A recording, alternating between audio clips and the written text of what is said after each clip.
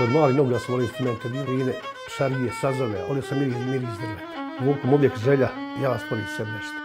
Moje violine koje sam sagradio nalazi se u čitavom svijetu. Švicarska, Njemačka, Austrija, Rumunija, Kipru, Maleziji. A u Srbiji ima i najviše u Srbiji. Moj instrument prepoznat po zvuku. Svaka violina moja prodana, jaka, oštra, krupna. Nije piskava, nije...